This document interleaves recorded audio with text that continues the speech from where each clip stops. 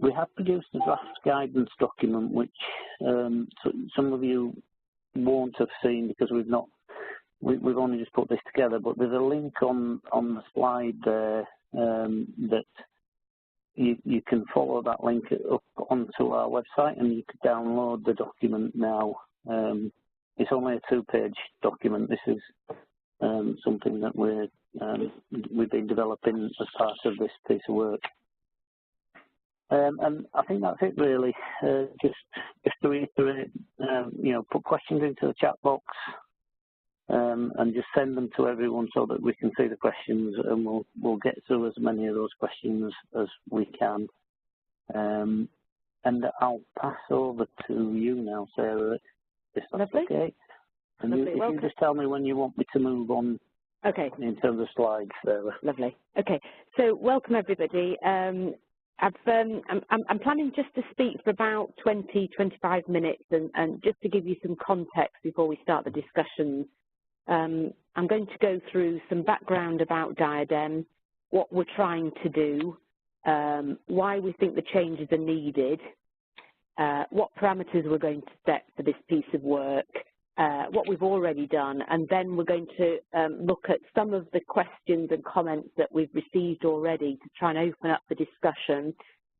I'm sort of hoping that you are going to add other questions that or other things that you can foresee happening if we widen out the tool, but also if you have suggestions about how we can mitigate some of those risks and how do we answer some of those questions, that would be great. So, right, so I'll be really brief. So, DiADeM already used for advanced dementia for people in care homes because 70–80% of people in care homes will have a diagnosis. It supports primary care clinicians to make a diagnosis and reduces the need to attend formal clinics and increases the likelihood of good post-diagnostic support. So that was the reason why we developed DiADeM. We chose care homes because of the high numbers living in care homes without a formal diagnosis.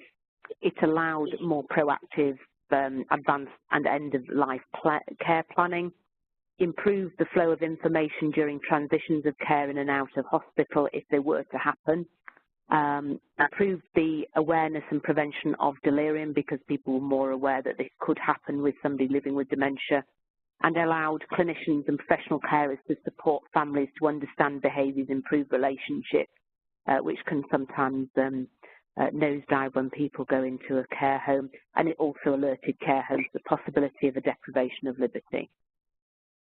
DiADeM exists in 3 forms, 2 paper forms with 2 different screening tools, GP, COG and 6-Sit, a version on System 1 and EMIS, and also an app which allows people in the community or don't have access to the GP system to be able to undertake a DiADeM assessment and send it directly to the GP's nhs.net email account to be incorporated straight into the patient's notes. I'm just going to run through now how DiADeM works for those that aren't using it. There are 5 criteria that you can see on this page. The first criteria is that people need to be no longer fully independent in relation to basic activities of daily living. So they need help with washing, dressing, feeding, and attending to their own continence needs. And they require prompting or supervision with those activities of daily living. So we're talking about somebody who is frail, elderly, and functionally impaired. The second parameter that they need to meet is that they have an abnormal screening tool, that's the either 6-Sit or the GP COG. The third thing is that there needs to be a good corroborative history of decline, typically over years, within the from the care home staff, the relatives, and the medical records, and that it's consistent decline. The fourth parameter is that they have normal blood tests, the QOF ones for B12, folate, thyroid, diabetes, USNEs, LFTs, and the full blood count, and that you don't think they need to have a scan. So that would suggest that you don't think they've got a subdural because they haven't had a history of falls, and that otherwise we don't think scanning is appropriate or necessary in this group. So you can tick that box. And then finally, that you've considered and you feel that a delirium or mood disorder is not present, so that you're fairly happy that this is, well, you are happy that this is dementia and not a delirium. So once all those 5 criteria are met, then using DiADeM in its existing form would allow you to make a diagnosis of advanced dementia in the care home setting. So what are we trying to do next? We're trying to widen the use of the tool beyond care home setting. We want to enable DiADeM to be used in other care settings. We want to ensure that if it does happen, that the governance around the tool reduces the risk of inappropriate use. We want to ensure that professionals from across the system are heard and views incorporated to ensure that this is a safe and effective tool. We don't want people from different professions to feel that they're being railroaded, and that we're all working together to produce the tool, and that we develop a robust plan for rollout that might involve some pilots and maybe a request for some research evaluation. So that's what we're trying to do. The reason why we think the changes are needed, mainly this is because we've been pushed a bit, really, because it's already being used. People are already widening our tool, but yet our tool's name is on it. And it's being done in rather a piecemeal way. There's no governance structure around it. There's already some thought that misdiagnoses have been made where people are diagnosing delirium as dementia. There is no guidance at the moment on how and who should start medication. There's no guidance on responsibilities of the person making the diagnosis. And we've had concerns from professionals in MAPS clinics that this undermines the commission services and that they're unsure why it's needed. So this is why we've decided that we need to go ahead and do something. We are going to set some parameters initially for the work. We are convinced still that it should be used only for advanced dementia, that we're going to, one of the parameters that will be used in people's own homes, that the clinician using the tool would be responsible for ensuring that the good post-diagnostic support is in place and that the diagnosis is communicated to family and carers, which hopefully if they're using the tool appropriately and they're getting a good history that communication would already be in place, and that there shouldn't be good reasons that they're not referring to a MAPS clinic. It shouldn't just be because it's convenient. We want to exclude the use in prior to referrals. If you're already going to refer to the CMHT for support with sort of managing behaviours, then we don't think you should really be using it before. You should be referring to the MAPS service for and the community mental health teams for their expertise. We don't think you should use it in hospitals because deliriums are going to be, there's going to be a high proportion of patients living with delirium in hospital. We don't think you should use it if you don't have robust evidence that memory problems have been happening over a significant period of time, and we don't think you should use it if delirium is a possibility. So we sort of set those parameters up front. What we've done to date, we have had 2 teleconferences with a very small steering group of the originators of the tool, because really they were the pioneers of developing something that could be used in outside the memory clinic and the CMHTs, and we've been trying to collect the have you thought about and the what ifs and the sort of negatives of rolling it out to see if we can put a structure in place to mitigate those risks.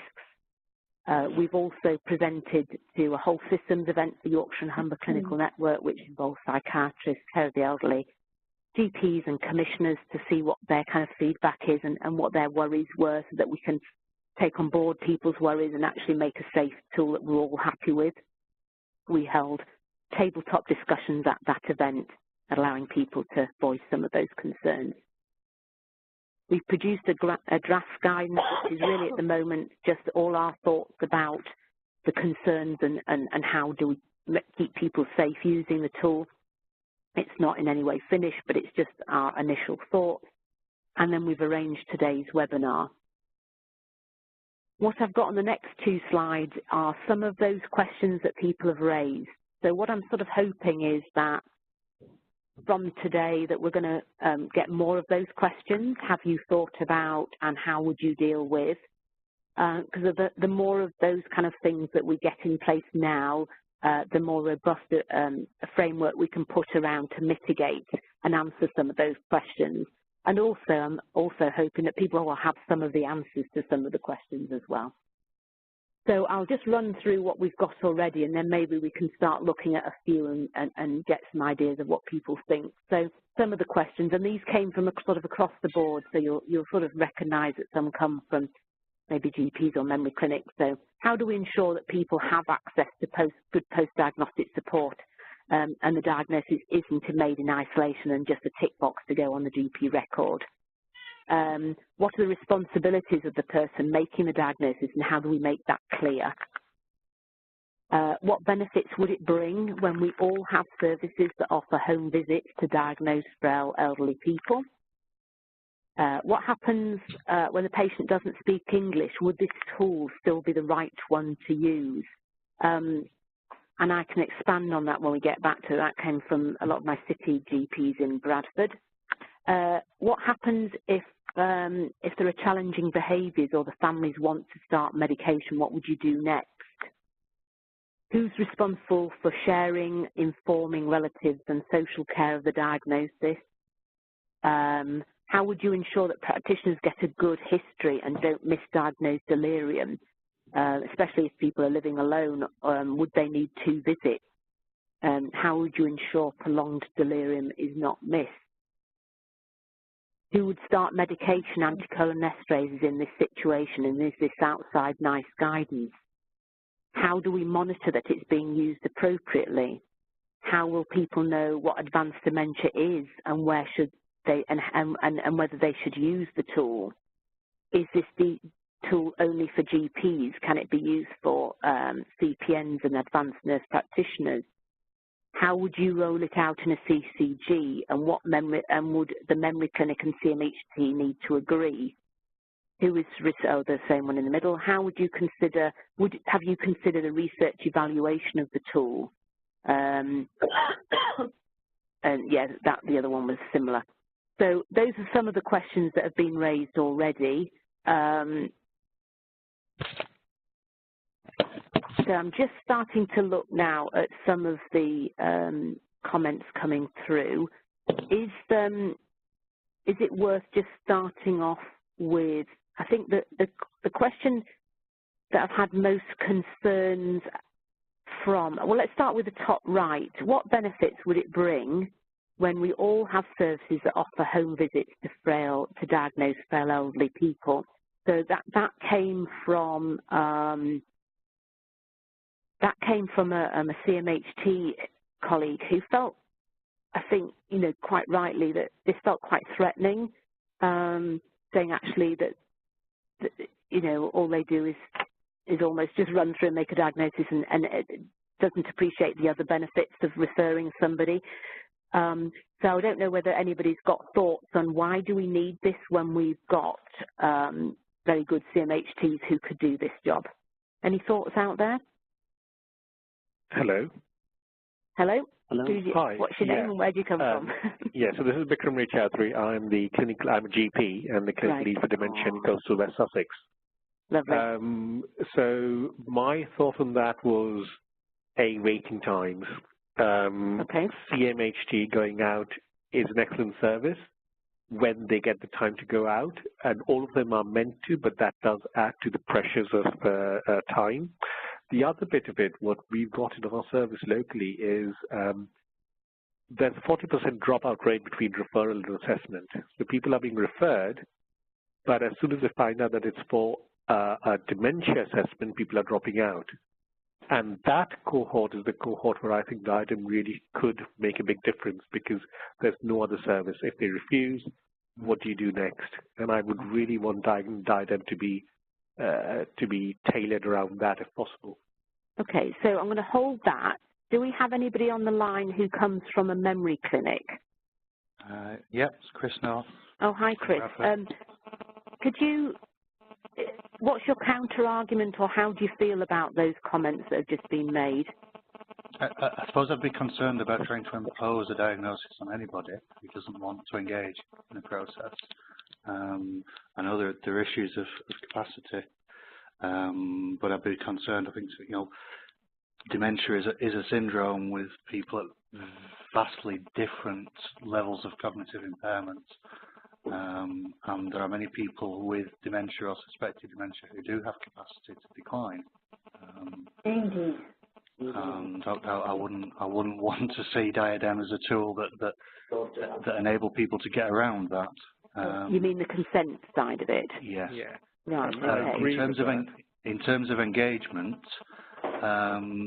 it'd be interesting to try and understand why such a high dropout rate, and what the initial point of contact is from memory service back to patients and family to provide support. I think one of the things that we discussed in previous sessions around this is that, you know, any decent memory service ought to be offering home visits as standard to people who are less willing or unlikely to attend clinic. And that you know, within that, I know that we've certainly within Bradford we've had to pay attention to groups who are less likely to take up the offer or to attend and offer something different from a standard clinic appointment for people. Okay, so I'm going to hold, so some of the thoughts that we're holding there around consent and capacity and maybe stigma of being engaging with a mental health service. Have we got any more GPs or primary care clinicians who maybe have a sort of, again, a counter argument to what Chris has just said? So I'm Mary DeBurney, I'm a GP. I guess it's like I've typed there.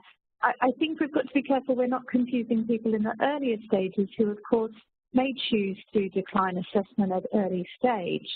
But we're sort of getting away from the point of the tool, aren't we? That actually we're looking at the advanced patients with advanced dementia who will benefit from that diagnosis being made, and they may well have missed the opportunities earlier to have engaged with the CMHT teams, but maybe we're in a different position now. Yeah, I think that's quite a good thought, Narendra, because Narendra, I think quite often when we've had the discussions across all the people are not holding that, so we need to hold that thought that this is about advanced dementia. This takes me on to the question that was raised and about on this second slide that came from somebody. How do I know what advanced dementia is and whether I should use the tool? And I did wonder, you know, one of the nice things about DiADeM at the moment, except for the GP Cog version, is it's on one piece of paper. I have looked at putting in clinical rating scales to help people know what kind of people. I don't think we've put them in the guidance, but we have a couple of rating scales. Would it help if we were more clear about that this is for advanced dementia? Would that make people feel that actually we're talking about somebody who, as Narendra said, that actually has not engaged and who actually may even have may not have capacity and may be more of a best interest type of decision? Hi, anybody Sarah, coming back? It's Shuba here, Dr. Tiger. I've lost my voice, so you might not recognize me. Oh, okay. All right, Shuba. Shuba is one of the people who developed with Graham Finlayson the original tool, so it's good to have you on the line. What are your thoughts about that? Just listening to some of the comments made earlier and Chris's comments, I absolutely agree with that. But the purpose of the tool when we did this originally was to address the situation of advanced dementia. And I think perhaps we do need to be a bit clearer in terms of what we mean by advanced dementia. The purpose wasn't to bypass memory system or bypass people who in their early stages of cognitive impairment are well within their remit of, you know, being able to decline, have the capacity to decline a cognitive assessment. So and I agree with us, you know, the discussions we've had over the last few sessions have been about if we want to widen it, what are we trying to gain by this? What would be the purpose of that? given that the memory services are put down the country, I have a clear commissioning remit. So I think for me it would be really helpful to understand why would we want to do it in what particular situations, and then perhaps have a caveat so we know that it doesn't get misused. I get approached by some of my colleagues, consultant psychiatrists, and GPs say, what is the purpose of that? One of, I'm just looking at some of the comments coming through. I do think that there are some people who have better relationships with their primary care clinicians who may have known them for a very long time, who haven't engaged in the past, who may engage with this when they won't engage with memory clinics or even CMHTs doing a home visit. So I think there are sometimes people like that. So I think if we restrict it, and I'm not an advocate of opening it up. I'm about making sure that if people are going to do this, that they do it in a safe way. Rather than it's happening anyway. So I think there are people who don't engage or won't engage, and I think there is still stigma in that in some age groups against getting involved with memory services. Sarah, can I just come in again, please? Yes, of course. Sorry, it's Sarah DeBurney again. I think the reason why I would be interested in looking to expand the use, I don't know what it's like in other parts of the country, but where I am in London, we really do have a large population who are receiving the equivalent of nursing home care at home. There's quite a marked shortage of nursing home beds, and so some of these people are having really intensive care at home. So it's quite hard to see the distinction for that individual between whether they're in a care home or at home. So that's where I started to think it could be interesting to look at exploring, could it be useful. Are those people living by themselves, or are they living in a, so I work in somewhere sort of similar in a city, Kisley. A lot of my patients don't live in nursing homes, they live within a family setting, a South Asian family setting. So when you say you've got a lot of people, are they living by themselves? Because that makes history taking a lot harder, or are they living in sort of more family groups? It could be both. I think there are certainly people living individually at home who have more than 4 times a day care input. I guess the collateral history is slightly easier when they're in primary care and we've known them for a longer period of time. And there may be a relative that lives at a distance and is sort of involved but not in the house. But I do take your point, the collateral history is more difficult, but they've often been within our primary care setting for a number of years. Okay. Can I join in? I got it. Is Bikram, are you on the line? Yes, still here. I'm just looking at the comments. Oh, it was actually Esme. Sorry, Esme, you came across mentioned about Rockwood 6+, and we have had comments from other people around restricting its use to people with severe frailty and things like this. Do you want to expand on your comment a bit? Yeah, I think it ties in a bit with what Nerida was saying, that some people need to go into a care home when they reach a certain level of dependency. Other people stay at home, and the DiADeM ought to be utilised between the two. But I'm a GP in memory assessment, and I think that should be the default position, and there should be good reason not to go. Now, some people, if they are too frail to make it to memory assessment, have the head scan, or it would be cruel to put them through that, or cruel to run off blood tests on your 96-year-old who's sat in her bed happily for 5 years in the care home. I think the DiADeM is a really useful tool, but if someone has capacity and is declining to engage, then I don't think it is ethical to use the DiADeM as someone else said, to impose the diagnosis. So the only thing I would counteract with that is just because you don't want to have dementia doesn't mean you don't have dementia, and it's a bit like cancer. You know, if you have cancer on an X-ray, an X-ray. It doesn't matter whether you want to have it on the X-ray or not. You've got it, and you've got lung cancer. I can understand people refusing to go to memory clinics or not wanting to engage, but I think it depends on the question you're asking them to agree to, I suppose. That's right, and that goes back to the whole thing, which is what purpose does this exercise serve? What are we trying to achieve through this? Whose interests are we serving? Is it for the benefit of the patient, or is it for some other reason? And I think that needs to be really crystal clear. Absolutely. Right. I think the purpose of the original DiADeM tool was obviously patient-centered. Is because of some patients who were in nursing home or in long-term care, not having received some of the treatments or some of the other opportunities that were available had they been diagnosed with dementia. It needs to be what is the benefit in there. So that situation, as what you've talked about, somebody who's in their own home or in care home, and who would actually benefit from having the dementia diagnosis and treatment, and then be they need to somehow, the pathway needs to get them back into the mainstream pathway so that they don't lose out, so they don't get forgotten, and it's not just about ticking a box somewhere that somebody's got diagnosis. Yeah. I use the DiADeM, but I use the DiADeM as a GP in my normal day-to-day work. But and there's occasional times in memory assessment where it'd be suitable, but the tool really needs to be understood properly and used in the right context. Do you think? So sorry, was that you, Chris, about to say something? No. No, that was Bikram, but that's fine. Do go ahead. All right, Bikram, did you want to say something when I was just going to? No, I'm just. I agree with the caveats that have been mentioned over here that we need to be clear about where we're using it. So absolutely, the advanced dementia.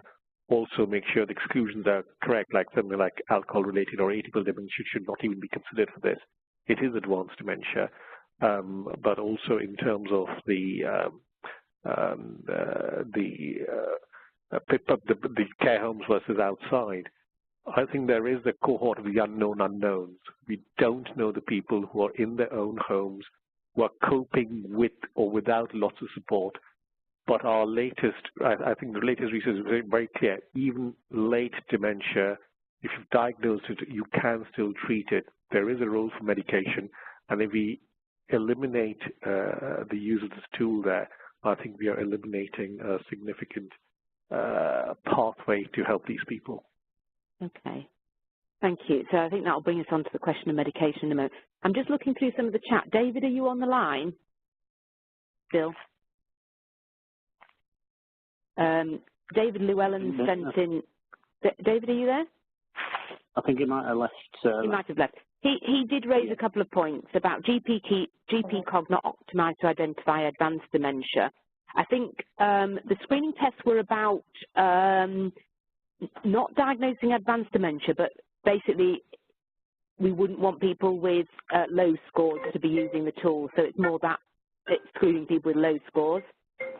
He's put mood disorders, nectar exclusion, clearer rationale for delirium is put. I'm not quite sure what that means, because I think my main concern about anybody diagnosing dementia is that I think people are too quick to diagnose when it's a delirium. I suppose I work in a hospital and a primary care setting, and lots of the people I see that have been labelled as dementia by even my care of the elderly colleagues have got delirium. And he's also put, our research stressed not all functional impairments are relevant, e.g. washing not helpful. I think the reason why we put the functional impairments in is that what we're trying to do is establish that this person is of such a level of frailty that going to a memory clinic is not going to be very helpful. Rather than necessarily suggesting that the diagnosis is made because they have frailty, if that makes sense. It's more about trying to set a picture of the people who would not benefit. Second point, can I just respond to that, Sarah? Yeah. In terms of the functional impairment, it's one aspect is what you just addressed. It's about not just frailty. Frailty does not mean dementia, that's right. The second point is dementia, one of the aspects of dementia diagnosis is that the memory impairment should impact activities of daily living. Yeah. And that's where we have the continuum of, to what extent has affected them. And that's why we need a corroborative history to know how had this person been. If it had always been somebody with limited physical mobility and was not doing much for themselves, then that's a different question. In terms of responding to David's point there about mood disorders necessarily an exclusion question mark, I wonder whether he means that just because somebody has mood disorder, it does not necessarily exclude dementia, which is true. Yeah, I can see that. He's put, because I think he must still be able to hear, David. I think you can still hear because you're sending in stuff, but maybe not, your line's not, you can. He's put, not sure combining mood and delirium is useful. Agreed, delirium is important to exclude, less sure about mood. Perhaps they're two different statements, I'm not sure, but mood disorder in itself, obviously we need to treat any, in quotes, treatable condition. So we would treat mood disorders, and if it's not, then the next question is there an underlying dementia that's having an impact on their mood, which then presents as lack of interest, inertia, etc. And I think in terms of rationale for delirium, I agree. Perhaps we need to have that clearer. We need to have a clearer definition of what we mean by advanced dementia, both in terms of cognitive functioning as well as functional impairment. I think David sent another, why treat mood, sure, why exclude it. I think it's more about, I think when things get slightly more complicated, this tool is for Joe Average GP, so we need to make it safe for Joe Average GP, and I am concerned that if the clinical picture is muddy, that actually there's a danger that it will be inappropriately used. So I think the reason why we sort of said make sure there isn't a mood or disorder and delirium is actually don't diagnose it until those things are treated and you're confident that they don't exist, more than so trying to make it really safe and obvious for Joe Average GP. Not, this is not for psychiatrists to use. They don't need a tool like this. They're using their own judgment. I'm just having a look down at. Can we go back to that question of frailty?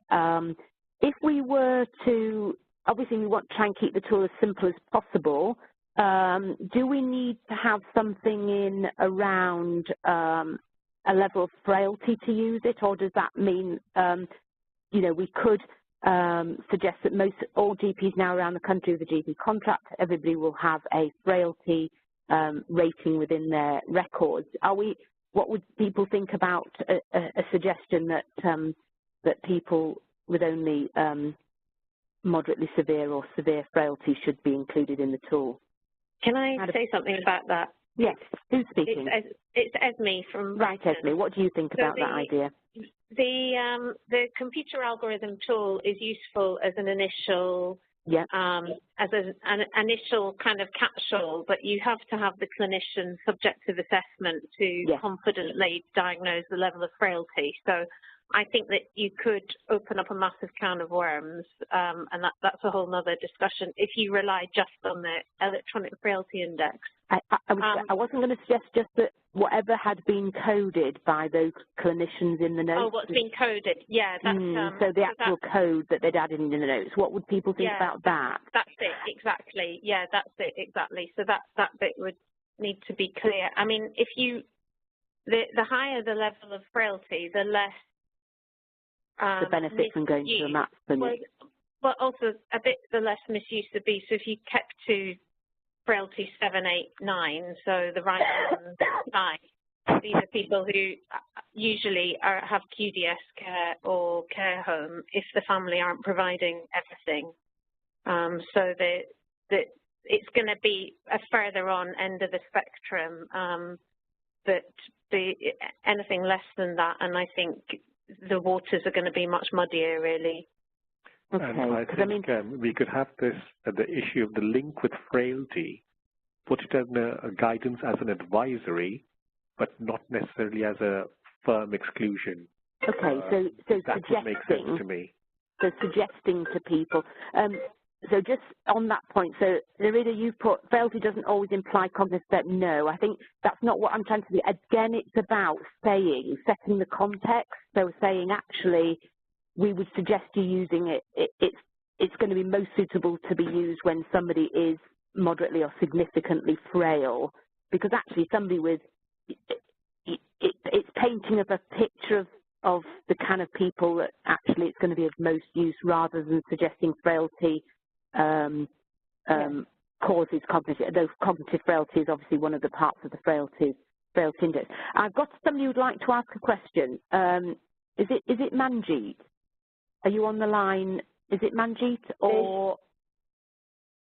Yeah, Colin, you felt that Manjeet would like a question or would like to speak? Yeah, well, I was just, sorry, I'm Jayashree, I'm a GP and I'm clinical lead for North Kirklees PCG for mental health for elderly. And what I was thinking about this DiADeM tool, as far as I know, it's not very commonly used by GPs, and I think, like so many people have already pointed out, it's sometimes not a very clear-cut diagnosis, and there are various issues such as lack of capacity from the patient and lack of consent and labeling a patient. So GPs may feel more confident if like there is a provision or opportunity to discuss with CMHT or memory services, perhaps through e-consultation or something along those lines. Okay, so that's a new line of thought, okay? So at the moment we're talking about a tool and GPs using it by themselves, or we're talking about CMHTs. Have we got anybody, Chris or anybody else from the CMHT who would like to comment on the thought of it opening up a dialogue and some kind of e-consultation with services? Anybody from memory clinics who would like to comment on that idea? I still work in a memory clinic, Sarah, so okay.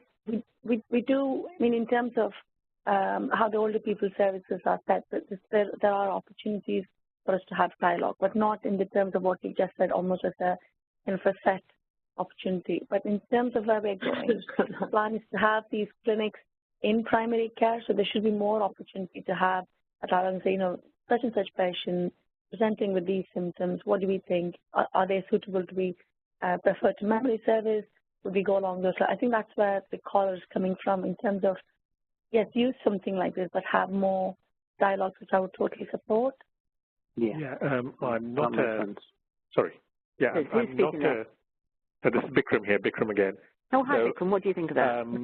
I'm not a memory assessment clinician, but obviously I'm a commissioner, so I have been trying to promote DiADeM.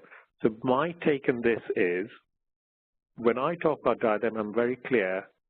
The gold standard pathway is memory assessment. The DiADeM tool is for those who are too unwell or unwilling to go through the secondary care pathway, but have a good relationship with primary care, where it is that clear that this is bond or advanced dementia. There is no other confounding factor. That's what I would sell.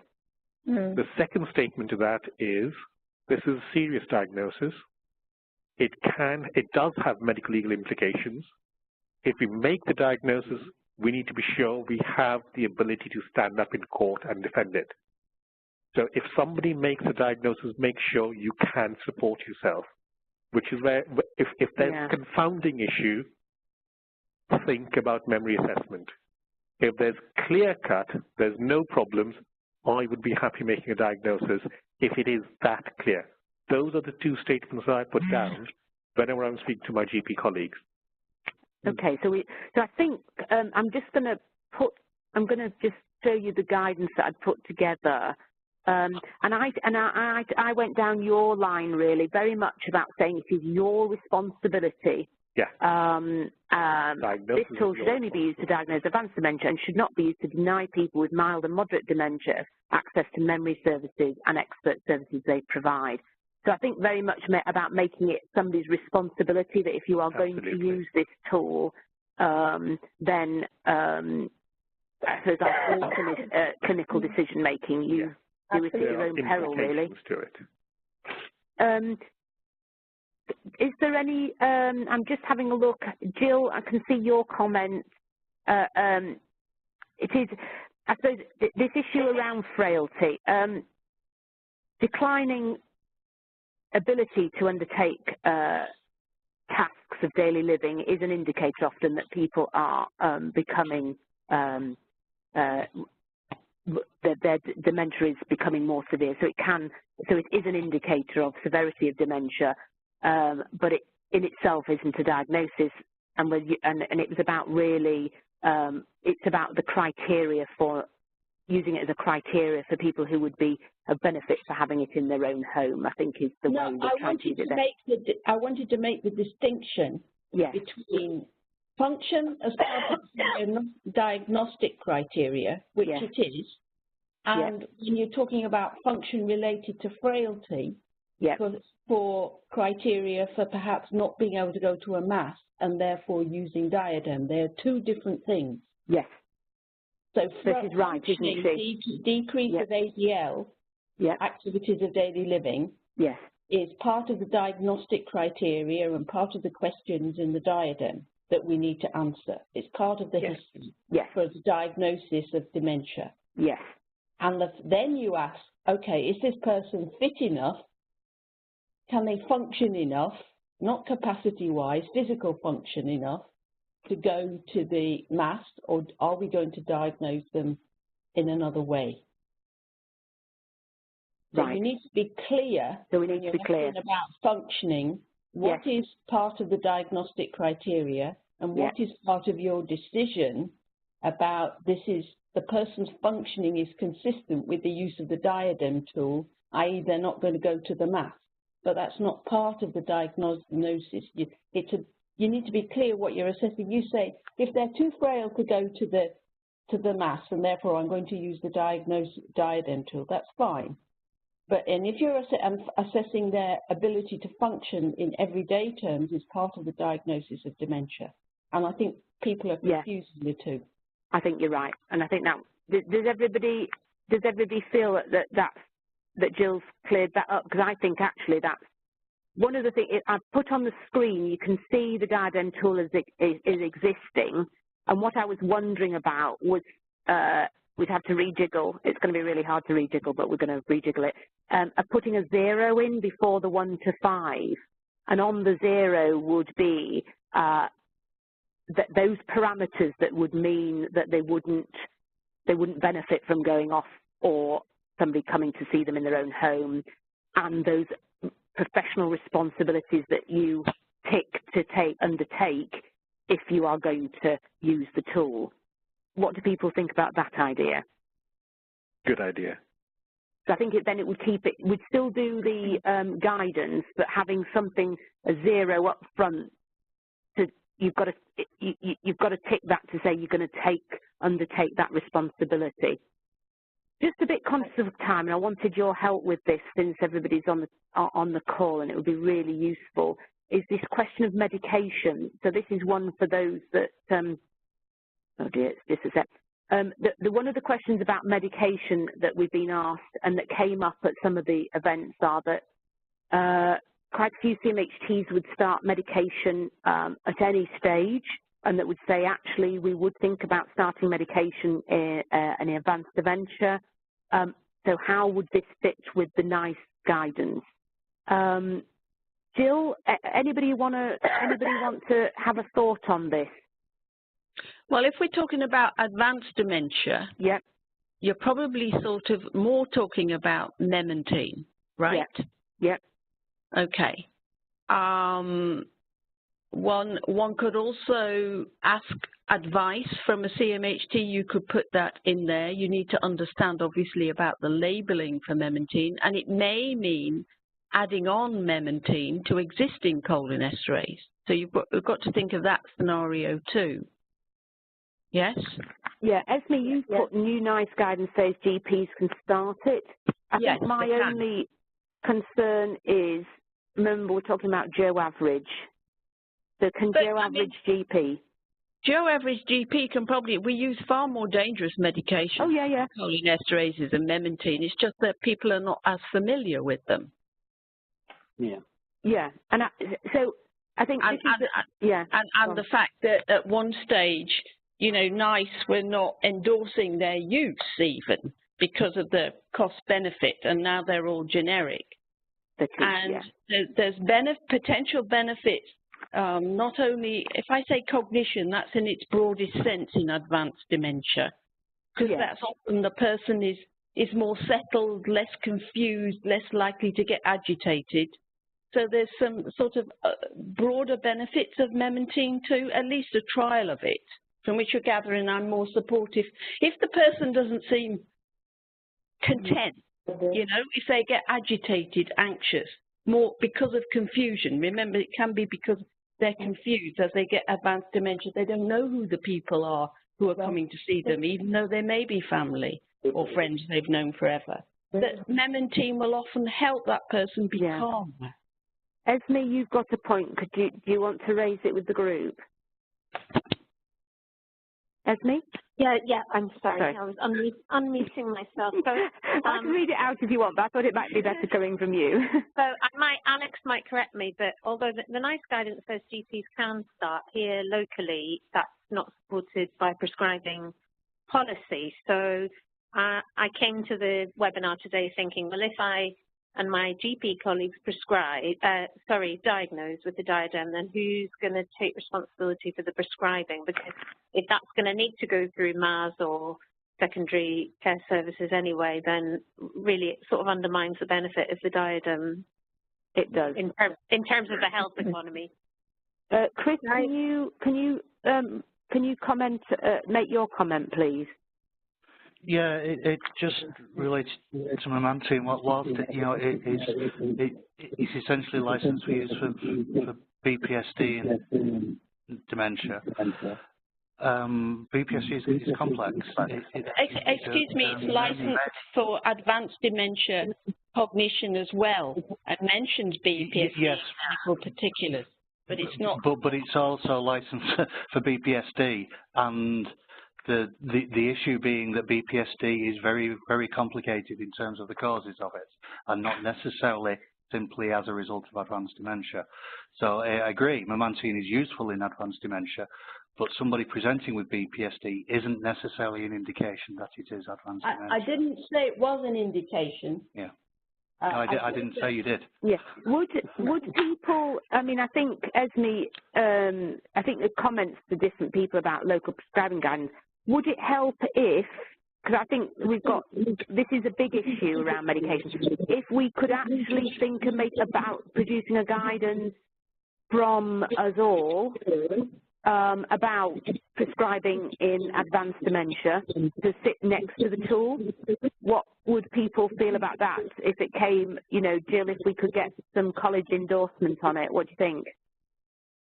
I think I do share some of Chris North's views on this because I think we're going into a different territory in terms of prescribing.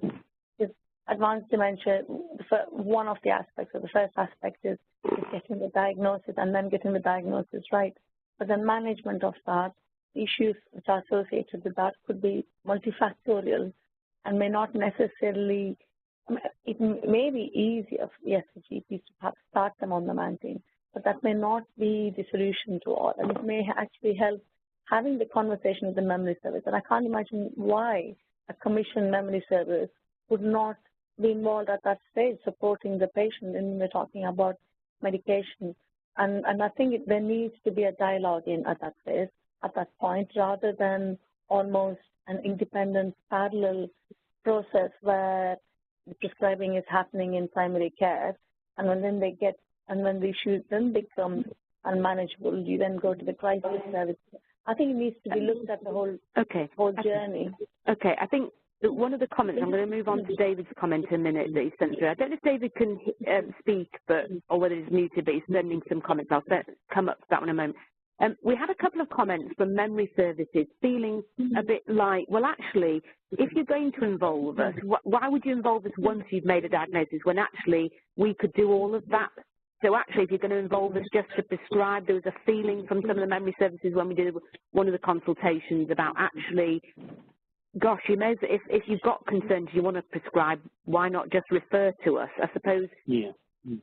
That's a difficult one, isn't it? Yeah.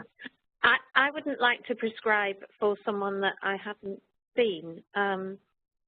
So if I'm if I'm doing a GP memory service, I see everyone that I'm prescribing for. So I think it needs to be.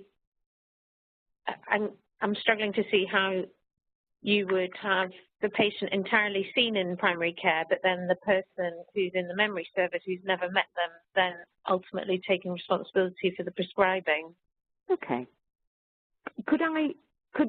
So one of the caveats are that if somebody, I mean, we did say that before, that if somebody had more challenging behaviours that needed the input, and remember it's not just prescribing from a CMHT, then actually they ought to be going to the CMHT, shouldn't they? So we need to make that robust. And actually say this tool is for somebody with advanced dementia where we don't have concerns necessarily about that, but we might want to consider medication to it, and we could maybe come up with a guidance around starting it for those people. So it's quite a narrow group of people. Looking at the comments, it looks like some people are saying already that there may be that they've got some guidance locally. Is that right? Does anybody have any guidance that they've put? Is it the London Dementia Clinical Network around prescribing Narida? Is that right? Hi, Sarah. Yes. So through the network in London, we'd done a WebEx presentation to the other GPs to talk about the impact of primary care on the changes in the NICE guidelines. And one of the feedback that we got was that they would really appreciate some guidance around if in primary care we're going to be initiating. So we're putting together, we have put together and just waiting for it to be finalised. Really just a brief document to outline who and when and why you might look at following the guidelines and adding in memantine. It is all there in NICE, but I guess it just needs fleshing out and clarifying for a GP who's not familiar with dementia care. And I think they embrace it if they've got the understanding and some guidance that's a little bit clearer. I'm just conscious, I feel we've drifted away from the main reason, to look at the use of the DiADeM. I think medication is not really the reason why I would look to, I think if I'm thinking a person would benefit from medication, they're much more likely to be a person I'd be referring to a memory clinic. I think it came really, these are the people that I think I would be using the tool on, and more the ones that I really want to make it clearer for family and relatives what's happening and help make some advanced care planning decisions. And I agree. I think it came from some of our memory clinic colleagues, and they said, well, we would start everybody on something, no matter how severe. So once we got to that, actually they were saying, well, actually you're excluding them coming to our service and getting those medications by using DiADeM, was the blunt way that they put it, really. So then we said, okay, so we're going to need to have something that sits side by side with it, that talks about when would I start something, what would I start, how would I start it. So it sounds like if there's something from the London network, it would be really good if maybe if we arrange another webinar that we could just, if you would be willing for a few of us to have a look at that and just see if that's something that we could sit side by side with it, if you've already got guidance. I think that would also, if we use the London guidance, I think it's about us all being part of one clinical system, so actually we're endorsing and spreading the use of some of these things. I know you've spent the time and hard work doing it, but it would be great if then we could share it. I'm conscious that we're into the last few minutes. I wanted to just, David, you've got a question. Is there any evidence about accuracy, particularly specificity? And I'm presuming he's talking about DiADeM. Now, with another of my major hats is research, really, and Gregor Russell, who's one of the heads of the mental health research networks in Yorkshire and Humber, has also raised this and said, it would really, really help if there was, firstly, some pilots and evaluation, and then would we think about a research project? And I said, well, yeah, it'd be great. And I just wondered if that, I was going to really ask Alistair that, really, if there was any way that we could think about suggesting that one, starting off with a pilot area, or anybody who might be where we would go to think about getting a research project to evaluate its use, both in care homes and in other settings. I don't know if, Alistair, you're still on the line. You might have dialed off. Anybody, any thoughts on research? I think having robust research would be great. One of the problems that I faced was, DiADeM says it's a validated tool, and when I was trying to find out what that actually meant, I couldn't find it anywhere. No. So I think it would be good to have that validation to back it up, because, as I said, this is a medical legal diagnosis that has implications, and we need to be sure that what we're doing is right. So I think, Colin, we might take that on the next national call to Alistair to just see if there's any, because I know his NHS COG, he's managed to get some research going for it. So maybe there isn't any formal evaluation of the tool. Something we discussed, haven't we, Sarah, about, I think we agree that it needs to have some research undertaking, something looking into that. And so I might speak to Alistair about how we might go ahead and do that. We're the people in primary care that recruit rather than, but it might be somebody who might be willing to take the tool and doing a formal evaluation of it. So we'll take that as an action back. I'm conscious it's 1:30. I really value the opportunity to get some feedback from everybody. It's really great to listen to other clinical leads around the country and using your expertise.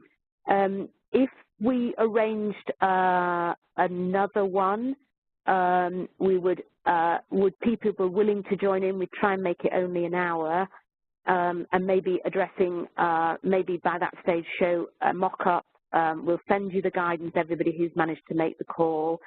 And if you were happy to share the London, and we'll also look at the whether there's anybody who might want to be involved in an evaluation. If we try to get something up in a month's time, that would be great if everybody can join in.